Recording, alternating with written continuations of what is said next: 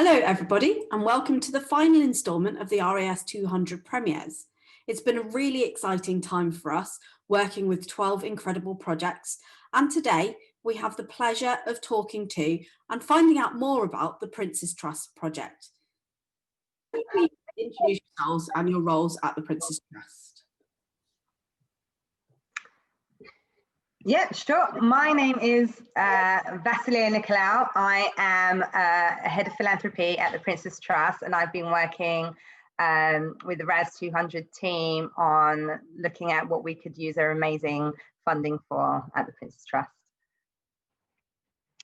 Hi, I'm Jo Walters. I'm Operations Manager in Wales, and I oversee some of our engagement programmes. So that's the Explore programme and Get Started programme.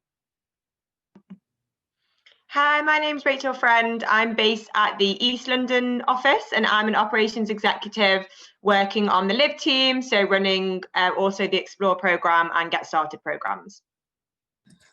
What does the Prince's Trust kind of usually do before it was involved in RAS200?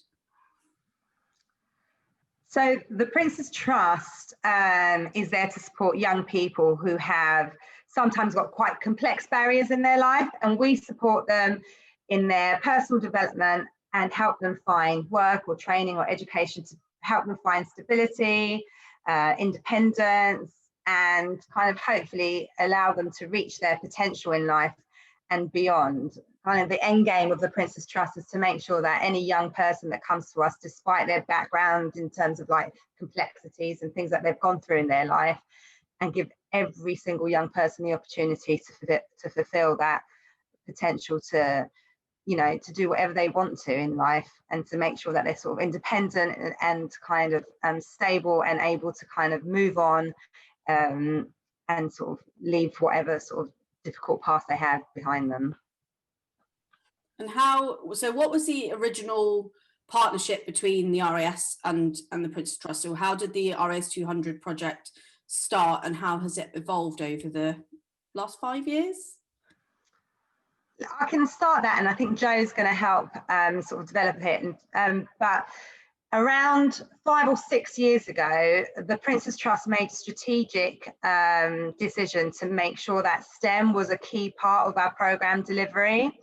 And at the same time, we were speaking with Steve at the time, who is chairing RAS200, and actually there was a real synergy in using the RAS200 project to help scale up at this ambition and rolling out sort of training and delivery of STEM sessions to young people. Obviously RAS200 is all about outreach, and this was like a fantastic way of reaching young people who would never really considered astronomy and sort of that kind of STEM sort of pathways from that. So I'm going to let Jo talk a bit more about what actually happened, because she was there from the very beginning.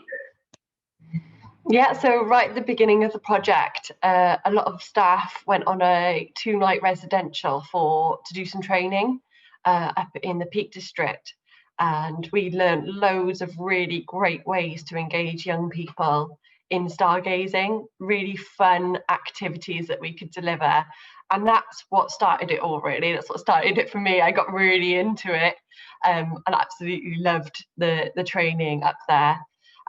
So from there, then we started delivering some 1 or 2 day sessions on our Explore programme. It was called Fairbridge at the time. So we delivered those sessions over a couple of days in centre. And then I kind of encouraged the rest of the team to start using the resources on residentials. So we would take young people out to do outdoor activity residentials, and they would do stargazing in the evenings. We created a stargazing specific residential, so we took the young people away, we talked about planetariums, we took them out and did actual stargazing that night, and took the iPads out, looked at all the apps so we could find what stars were in the sky, and they absolutely loved that. And then we evolved into doing some Get Started programmes, so week-long courses which were all about stars and space. So then we evolved into Get Started with Stars and Space, where they would do a week-long course and learn a lot more. And then we started involving the fellows in these programs. So we delivered 2 of these programs face-to-face before lockdown. And then during lockdown, we delivered a couple of programs online, which have gone really, really well. And in those programs, we've managed to involve fellows from all over the world, which is absolutely fantastic. Brilliant, yeah, and we'll come on to working with fellows in a little while. What do you think are the specific challenges in working with your young people and the projects that you do, not specifically RAS200, but just sort of more generally? So as Vaz already mentioned, the young people that we work with, you know, they face many barriers, and that they're from varying backgrounds. So whether that's young people who are out of employment or education or struggling with their mental health, there's many different reasons, you know, why they've come to the trust. So when we're delivering our program, some of these challenges may be the fact that these young people haven't communicated with other young people for a long time. It could be the first time they're in a room, whether that's a virtual room or a real room, and could be the first time that they're following any sort of routine or any sort of structure. So these are the sorts of things that we really have to think about when we're planning our delivery, and we obviously have to cater to the needs of our young people and take that into account. And also, you know, looking out if they do need any extra support as well, you know, kind of on top of the Prince's Trust, and things like safeguarding and stuff like that. So there's lots of things sort of behind the scenes that we wouldn't even think about from a RAS point of view. So it's really interesting to hear. How has the project inspired and affected you guys, so the people that work for the Prince's Trust? So I, you know, similar to what Joe said, I already had a bit of an interest, but just by getting involved with RAS200, it's just, you'll know that. So, you know, I've sent you some emails about, you know, I'm wanting to get my first telescope or binoculars. And I think for me, it was when it was on the Explore program, and it was the first RAS session I was involved with. And we went to the observatory in Greenwich, and out of all the 12 sessions we did on the program, this was the one session that all the young people were so interested in. And it was when I saw that I really wanted to run with it. And that's what inspired me to, you know, plan the Get Started with Stars in Space during lockdown. And I also saw a link between stars in space and stargazing to well-being as well.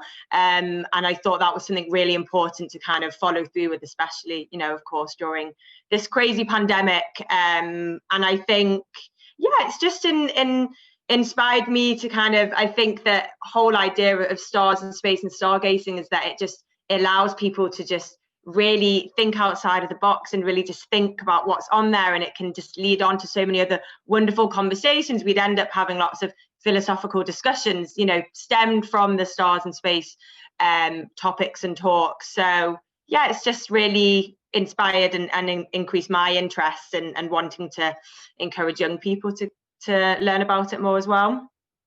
Yeah, I'd quite like to add in there that we got so inspired by it that a couple of us joined the local astronomical society, and they would have talks every month from professionals, which were just so interesting to learn about these different things that were out there in the universe.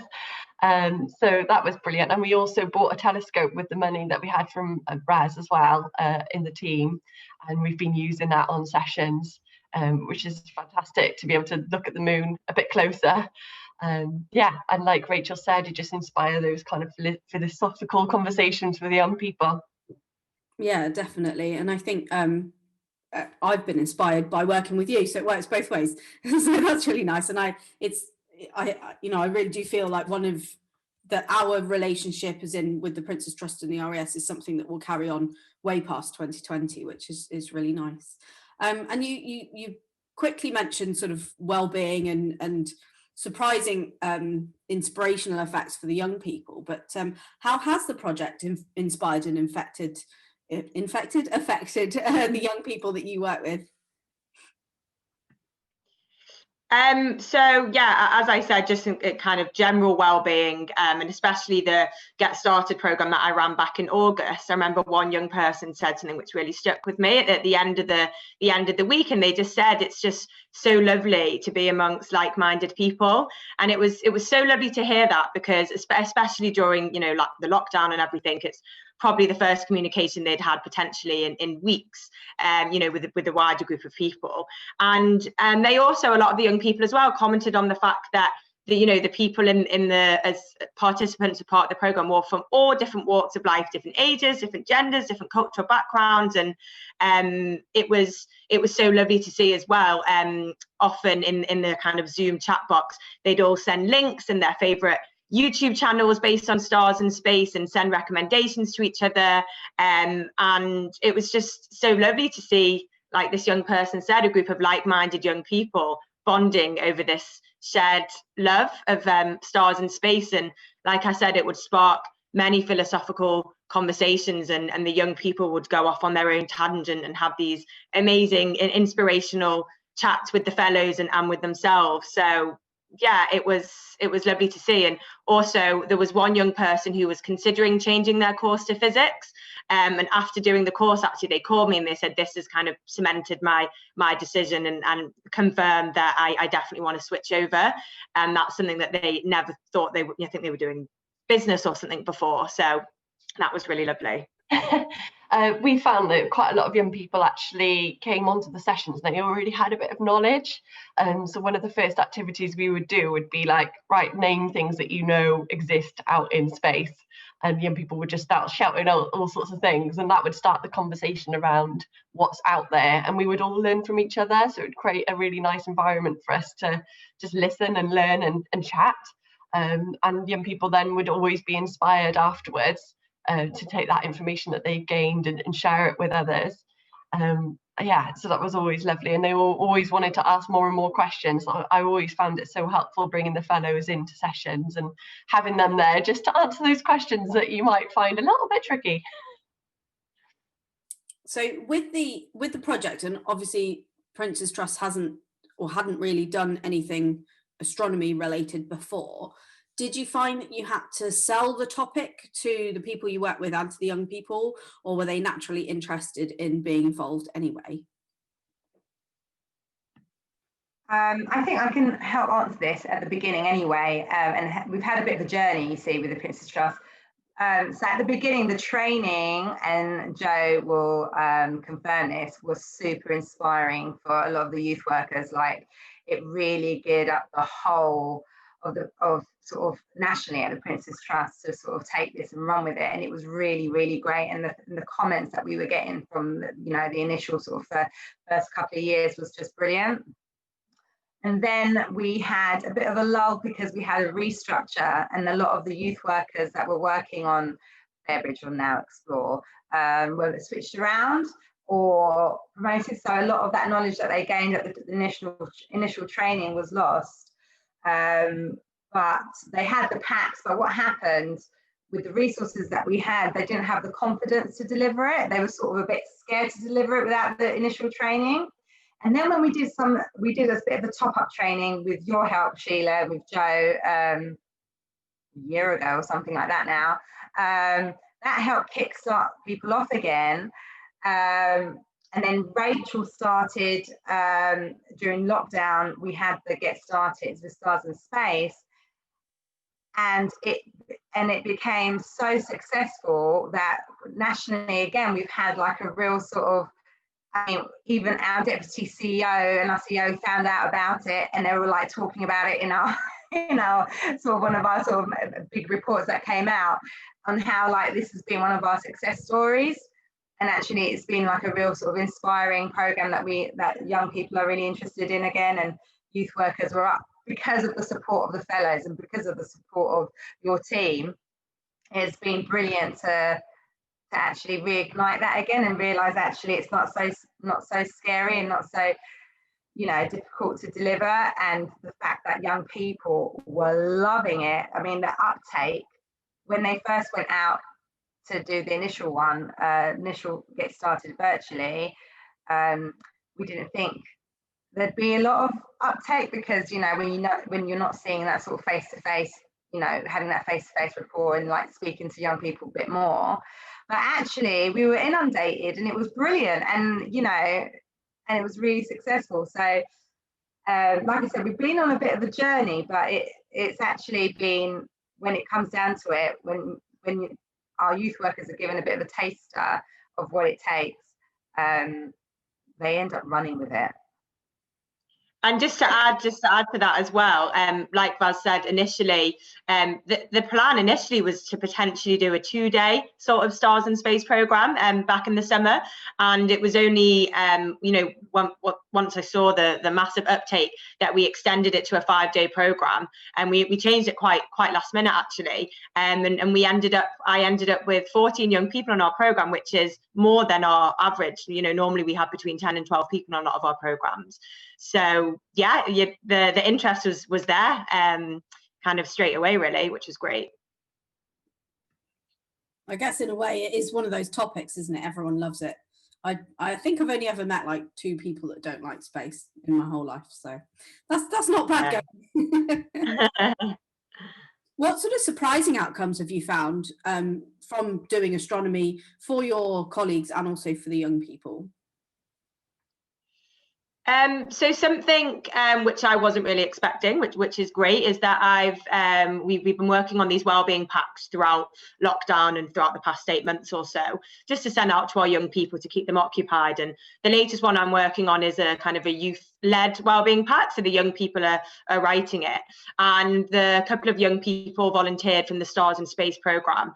So we've actually had some follow-on sessions, which wasn't the plan, which has been great. We've had about a month's worth of weekly team sessions with a couple of the young people, and they have written the most phenomenal few pages on stargazing and stars in space, and a lot of these are things that they learn throughout the program. So that's an amazing outcome, and that's going to be circulated as part of a pack that's going to be circulated throughout the whole of the South region. So that's an amazing outcome that I wasn't expecting, and I think that's also planted a seed, potentially the scope for other kind of follow-on sessions, and really encouraging kind of independence, of the young people to share their amazing knowledge, because they have so much knowledge about it. Yeah, same here really. I think young people were so interested in it. It was fantastic. And just after the program we delivered a couple of weeks ago, the young people have actually created some space inspired artwork, which is lovely to see that they've that inspired, that they've gone off and been creative themselves, and they've sent those photos into the execs who've been delivering the programs. It's really nice to see that it's inspiring them to be creative as well. We found that across a lot of the projects, that it's not just about the sort of the physics and the maths and the science. It's very much astronomy, astrophysics, geophysics. It is so creative and all encompassing. Like, it doesn't matter where you are, you can have that creative side, and that seems to really appeal to all ages, which has been fantastic. And we've seen some of the well-being and wellness outcomes in other projects as well, and none of us could have imagined that. And seeing it happen across the 12 different projects, and all your clients, so to speak, are so different, but we're still finding the same outcomes, which is really powerful. I think it just shows how important it is and how great astronomy is, and it's great. So it's exciting for us as well. Yeah, and just leading on from that as well, just as the work I spoke about that they're creating, the title is actually "Well, Look Up at the Stars," and it's literally, the first page is purely about the well-being, and how they made some really amazing points about how you're looking at the stars, and at a time where we can't travel, and we're separated from our families, but we're all looking at the same thing, and just really lovely ideas, and that's completely thought, that they've thought of themselves. So it's just lovely. And then we would then have a discussion about that ourselves for half an hour, and it's an amazing well-being session that we've had based on stars and space. So yeah, that's been a really lovely outcome. Yeah, we've definitely seen more people doing astronomy during the pandemic, just because being outdoors is one thing we have been allowed to do. So that's been great in some sense.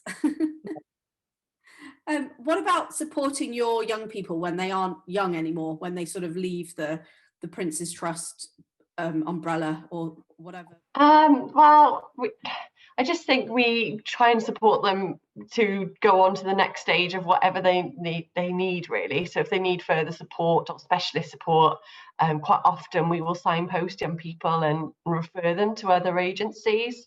And we'll just be there for them. So whenever young people leave our programs, they have up to 3 months support. So they can give us a ring, email us, whatever they want, however they want to communicate with the team. And we're always there for them. I've had a young person who would contact me 2 or 3 years later, just when he had a specific question and be like, oh, can you help me out with this? So we're always open to help and support young people. So once you're part of the Prince's Trust bubble, you're in it forever, kind of thing. Yeah, we're here for you. And I think I've met some people who have worked for you over the years that were young people to start with, and then have, you know, grown up through the ranks, which is lovely as well. To see, you know, to see that support go through. Yeah, absolutely. So that we have a lot of young people who started with us, who then trained to be youth workers and now are off setting up their own businesses and doing lots of exciting things. They're super inspiring, those young people, absolutely. And I bet the knock-on effect of them teaching the young people, the new young people, is inspiring for them as well. Yeah, absolutely. I mean, they've walked their shoes. They know, they've done, you know, been through that journey. They're totally relatable. Absolutely. Yeah. Brilliant. Can you tell me how the RAS200 project has inspired a wider audience? So, for example, maybe the families of the young people or their friends or something as well. There was one young person that I remember on the virtual Get Started course that we did, and she was actually doing the course for her son and for her father, because they both loved astronomy, and she wanted to be able to engage with both of them. And she actually would go away and she was making her own little project, you know, in the evenings after the sessions, and I thought that was really lovely.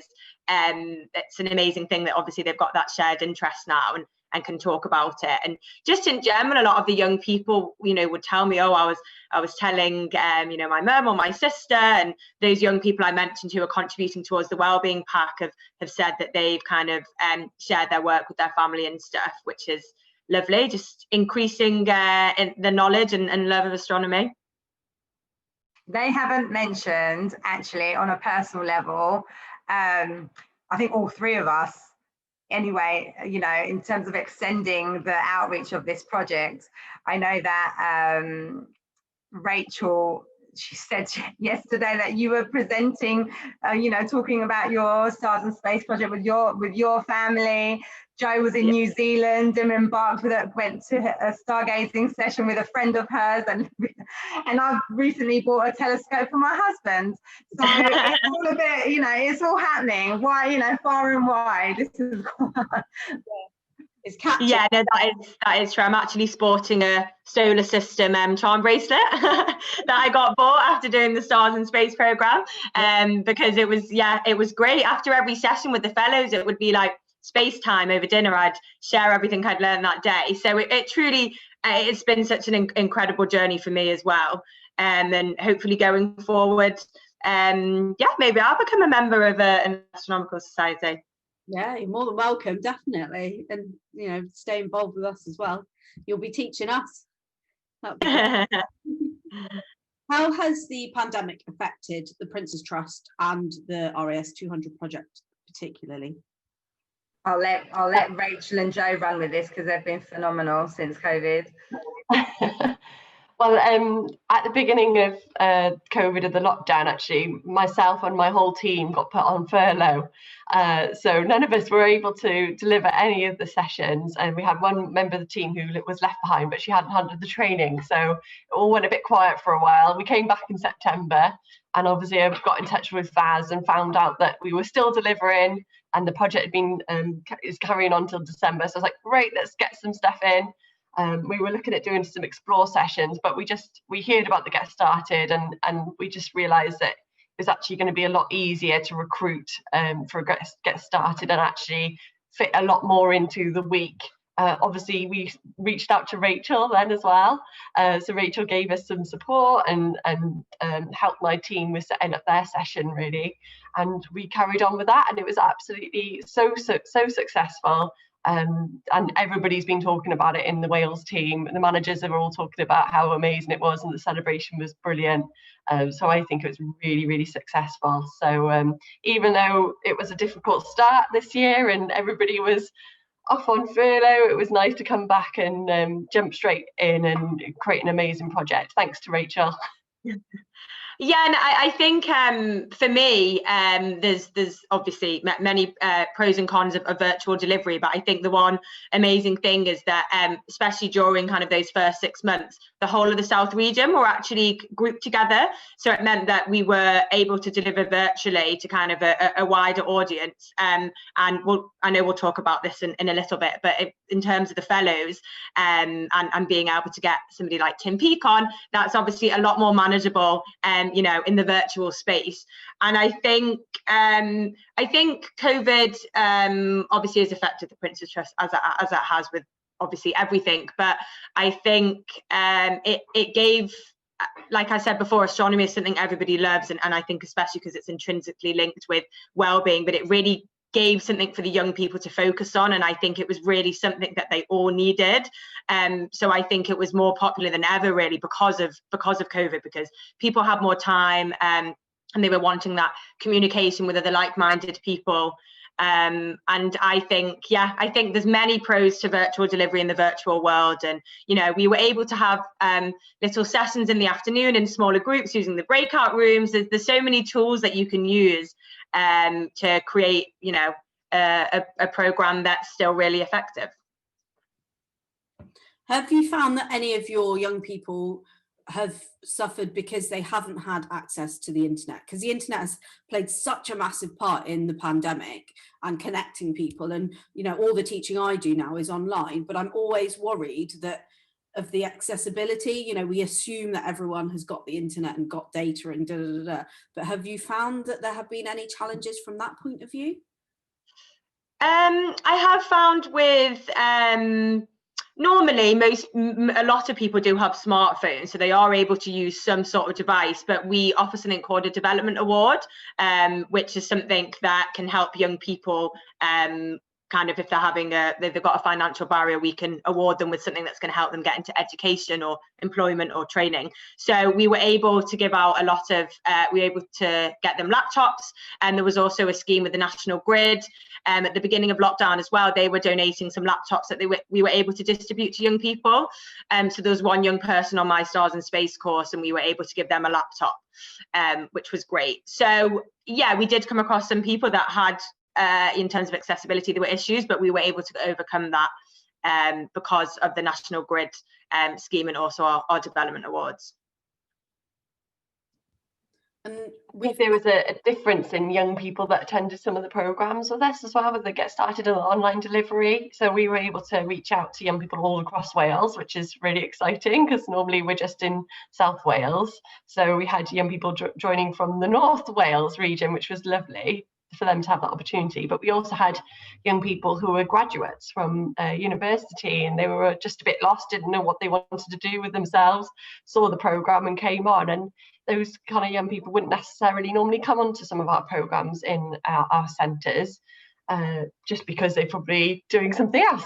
But just because of the COVID situation, they had the free time and they wanted to engage, and they found it really nice just having that session in the morning, session in the afternoon, having a bit of a routine in their lives. And in the celebration, some of them were like really gutted that they weren't going to have a routine every day from that day. So we are looking at how we can support them a bit further after the programme. Yeah, but so there was definitely a bit of a change in some of the young people that we were supporting. And I do think there are quite a few young people out there that unfortunately don't have access to computers or perhaps phones that have the accessibility to Teams or know how to use those. You know, they might not have the digital knowledge, and also the confidence. I think there's lots of young people that engage normally on our Explore program that lack a lot of confidence, lack self-esteem, and just coming to the centre and meeting our team is hard enough, let alone coming online, you know, putting your camera on, speaking to people.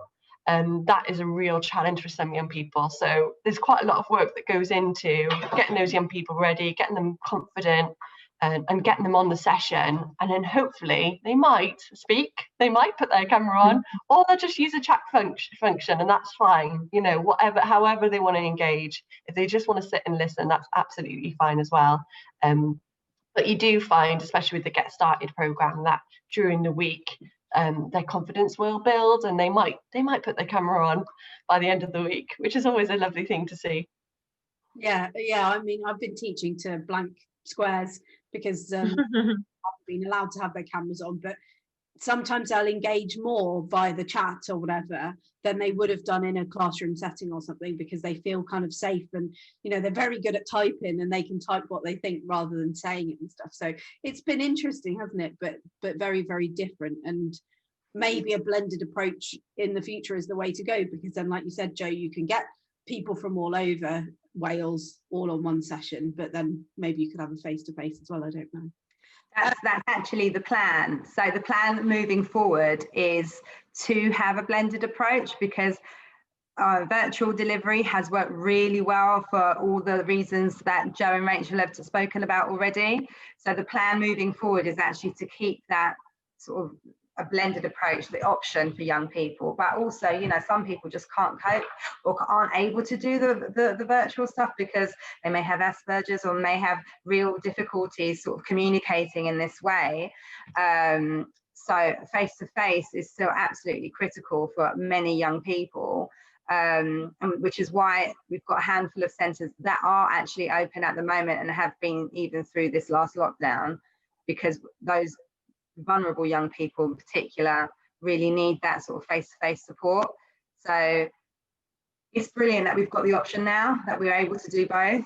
So yeah, it's given you the impetus to do both, and it's been the same at the RAS. We've taken things online that we've been meaning to take online for years and just haven't had that push, and you know, it's been working really well, but face-to-face obviously is very valuable as well. So one of the success stories of this project is how much you've involved the fellows over the years. Can you tell me more about how you've involved them, and maybe give some examples for future fellows and how they might get involved? Yeah, so with the Get Started, the virtual Get Started, I thought, right, well, this is a chance that it doesn't matter what time zone, where in the world they are, hopefully that, you know, there'll be quite a good uptake, of which you saw. There was incredible uptake. I couldn't believe there must have been maybe literally like 40 or 50 fellows that responded and were interested in getting involved. You know, I actually had to kind of pick which fellows to use, which was a good problem to have. And I think the fellows themselves were so enthusiastic. They were so involved. You know, this was it was a pilot program, essentially, the virtual program, and we kind of worked together really to create something that would work, and they were really open to everything. So the fellows just kind of briefly explain the structure of the program. They would give a talk in the morning, and then in the afternoon we would break up into 4 or 5 smaller groups. So each fellow would work with 3 or 4 young people, and they would work on their own projects, which was an amazing opportunity for the young people to speak to the fellows about specific subjects and really question them and grill them. And obviously we were incredibly lucky to have Tim Peake, who gave a talk and a Q&A, which was absolutely incredible, and he actually told me afterwards how much he enjoyed it, and because the young people were so engaged. And you know, we didn't plan the questions they were going to ask, but they just came out with the most incredible questions, really incredible. This is something that the young people are never going to forget. And the young people actually said, you know, as well as Tim Peake, which was obviously a highlight, that working with the fellows in the afternoon was actually a highlight for them. And the fellows were so enthusiastic that they, you know, afterwards they all said that they would love to help with future programs. So yeah, that's definitely been a success story. Yeah, same as Rachel. And I think we would love to run another one of these projects next year. The team are really keen to do that and keep involving the fellows. And even if we just deliver some explore sessions in centre, if they're happy to come along, we will definitely have them, because it's always helpful to have somebody who knows a lot more than us to answer those difficult questions. But also, I would really like to look at the, whether we could do some kind of residential with some fellows, or, get them to come along and do some, get the telescope set up and go out and actually do some stargazing with some professionals. I think that would be a really good thing to look at. We did start looking at doing it with the Cardiff Astronomical Society, but that's all fell through, I think, because of the lockdown and all that situation there. But I think that would be something we could definitely look at. And if the fellows were happy to come along and give some talks, more than happy to have them with us. Brilliant. I mean, we've got fellows internationally and nationally, obviously, so I'm sure there would be people that would be interested in being there face to face. One of the other projects does astronomy residentials on the Scottish Islands, so if we can get fellows up to Col, we can get fellows across to Wales. Definitely. I'd love to come as well, because the dark sky. Or can we just come to Scotland, maybe? Sounds more fun. Or something, that would be brilliant, wouldn't it? Definitely.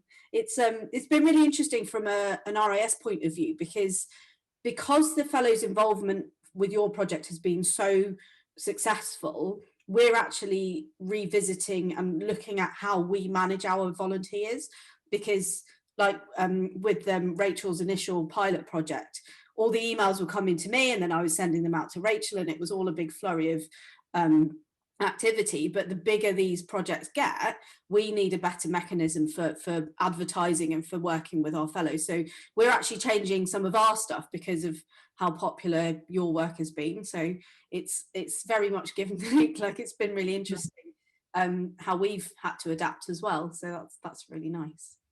Yeah. Okay, so what do you think is next for the RAS200 project, for you, for the Prince's Trust? Looking forward, thinking when the pandemic is over and all of this kind of stuff. Yeah, like I said, I think we would love to continue to deliver some programs and get the fellows involved, but we've still got some kit left over that we always use, so the planetarium, binoculars and a telescope, and they always come away on residential with us. So we're always using them. The planetarium is such a great use of time in the evening. So we will put that on. We'll read some stories for the young people about their star signs, because they always love that. So we read them, and it's nice and dark, and they're ready for bed, which is great on residential, because quite a lot of the time it takes a long time to settle the young people down, because they're all very excited about being away. But it's actually a really nice tool, and it just helps them kind of start exploring that subject of stars and space. Yeah, so that's really great fun. Yeah, so we would love to carry on using all the tools that we've got and the training that we've gained from you guys. And I've handed over now to some of the executives in my team, and they're inspired. So they've just, from doing this Get Started recently, they've got really inspired by it. The fellows have really inspired them. So I think it's passed on now, and I can just let them carry on with planning and delivering some new sessions next year. Yeah, and I think in addition to everything Joe said, we'd love to carry on with the explore sessions and on residentials and things like that. But I also think, as we've discussed throughout, we've learned a lot from the virtual delivery. And I think, as Raz mentioned, the plan is to kind of go with a blended delivery going forward. So I think it's just so great that we now have the knowledge that, yeah, it's okay to get a fellow up on the big screen, and one of the sessions can be kind of a virtual Q&A or a virtual talk. There's so much scope there now that we've kind of got that option of some sort of blended delivery. And I think as well, the fellows who were just so incredible and so enthusiastic have said that they've said, please let me know when you're doing this again. They thoroughly enjoyed it. So I think it's just amazing to know, even when the project has kind of officially ended, that we would still love to absolutely, be involved with the RAS and get the fellows involved. And also just in terms of the sessions that worked in the group delivery as well, kind of the smaller group sessions, that was really great to see how much they got out of that. So I think it's just going to be, hopefully we can just carry on building on, you know, each session we just build and kind of learn from what really works well with the young people. I would just add to that as well, that I think from when I sort of sat in on one of the sessions, the virtual sessions, it was really clear that as well as sort of like talking about whatever the subject matter was in those mini groups, they were the young people were constantly asking the fellows, so what was your career pathway? What did you do this? And how did you do that? And how do I do this? And what, if I do this, would I get there? You know, so I think the more we do this, the more we learn from the fellows, actually it will really help us give young people the support for their sort of pathways and next steps. I think that's become quite clear, that sort of making sure that we've got sort of really good knowledge of how to support young people moving forward with it. And that really has come from, I think, learning from the fellows, learning what is possible, the situation that our young people might find themselves in, and what could be like, you know, something for their well-being, or something that actually they could go back to school and start with. So it's really exciting that we are working a lot more closely with fellows. Yeah, and actually just building on from what Vaz said, I noticed that too, and the fellows were very kind and were very open for the young people to kind of communicate with them after the programme in terms of career progression and stuff. And I think there is definitely scope for maybe even some sort of like one-off career session, maybe following on from a Get Started, or just an opportunity to kind of purely ask them, because they had so many questions at the end of the talks that we just didn't have enough time for all of them. But maybe there is scope for some specific sessions, potentially talking about next steps and getting into a career or further education. Yeah, and I think that's really important, because often that sort of careers advice doesn't come naturally from school and things. You know, if you're good at science, you're not necessarily pointed in the direction of space or geophysics or anything like that, because teachers don't know about it, or you know what you can do with a physics degree and stuff. So next steps would be really, really great, and I'm sure every single one of our fellows would be happy to do that. And also they all have individual stories, so there's thousands of stories out there of how to get into the space industry, and each are different and unique, and that's really exciting, I think. Brilliant. Is there anything else you wanted to tell us about the Prince's Trust project, or say about, you know, what's been going on the last 5 years, or anything else that you know that we didn't cover, or do you think we've covered it all? Just that I absolutely loved it. Thank you so much. The training was the best training I've ever been on. I've just loved all the activities. It really inspired me, and it's inspired other people and my family as well. Absolutely loved it. So thank you very much, and please let's keep doing more. Maybe you can give us some more money. More money. We'll provide our fellows for free, just don't let them. Yeah, I just want to kind of say the same thing, really. Just a massive thank you. It's been so incredible. I came in quite late. I only started the trust about a year ago, and it was one of the first things that I learned about, and straight away kind of my eyes lit up and I was so fascinated by it. And I just want to say a massive thank you as well to you, Sheila, because you've been so helpful. I've been sending so many little emails, whether it's to do with personal questions about what binoculars I should get, or you know, you provided a lot of support with the last wellbeing pack, and it's just been such an enjoyable experience, and it's such a wonderful partnership, and it's definitely been absolutely one of the highlights of my time at the Prince's Trust. So yeah, just a massive thank you. Well, that's what we're here for, and we've really enjoyed working with you guys as well. And I just like that feeling that because I think with young people, particularly those who've had challenging times, we always think about like young people turning to sport, or you know, my life was turned around by boxing, or you know, that kind of thing. But maybe there's some kids out there now that their lives have been turned around by astronomy, and we facilitated that. So that's a really nice feeling. So you know, 20 years time, somebody will come up to us and be like, I did one of your programs and look at me now. You know, I'm an astronaut or something. Yeah. It's been an absolute pleasure talking to you all today. Thank you so much. We'll see all of you soon, virtually, if not before. And I don't think it's too early to say have a lovely Christmas. What 2021 brings. Yeah. Thanks so much, Sheila, and thanks to everybody at the RAS for helping us through these last 5 years. It has honestly been a wonderful partnership to work on. And yeah, so we look forward to continuing. Yeah, here's to the next 200 years. Take care, everybody. Have a lovely. Thank you so much. Have a lovely Christmas. Yeah, Bye. Bye. Bye. What a fantastic way to end the series of RAS200 premieres. And now, for the final time this year, let's go to the film. I hope you enjoy. Take care.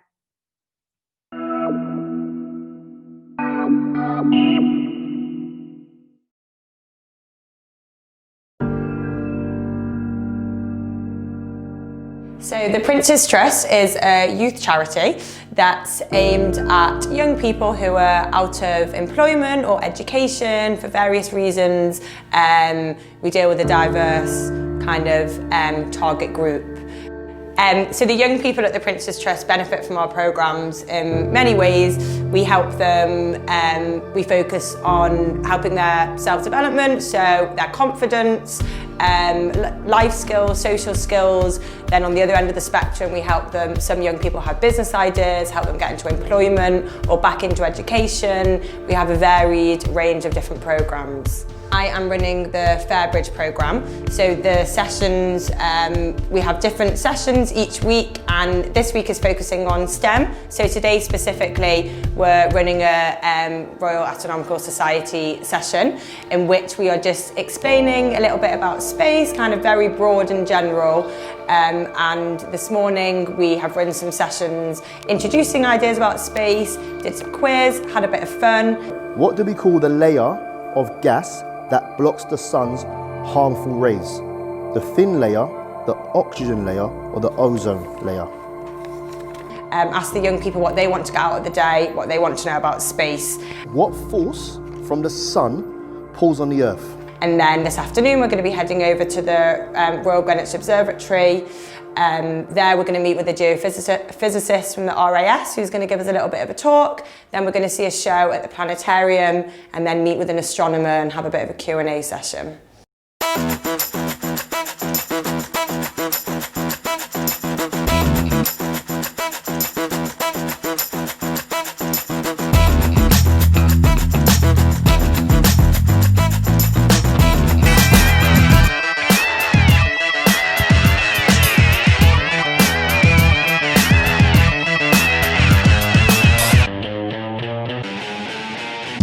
The relationship between the RAS and the Prince's Trust is really special because it's an area that young people may not have learned about necessarily in school. So people are coming in on a level playing field, and a big focus for our Fairbridge, which is a self-development programme, and our Achieve programme, which is aimed at school-aged young people. The idea is that we focus on STEM during some of the sessions to give them that exposure to science and engineering and things like that in a more informal environment. And due to the amazing people that we have at the RAS, we're able to access their resources. They've been really helpful in providing us with session plans and ideas, and they suggested that we go to the observatory and the planetarium. So just together it's an amazing partnership that provides new experiences for the young people.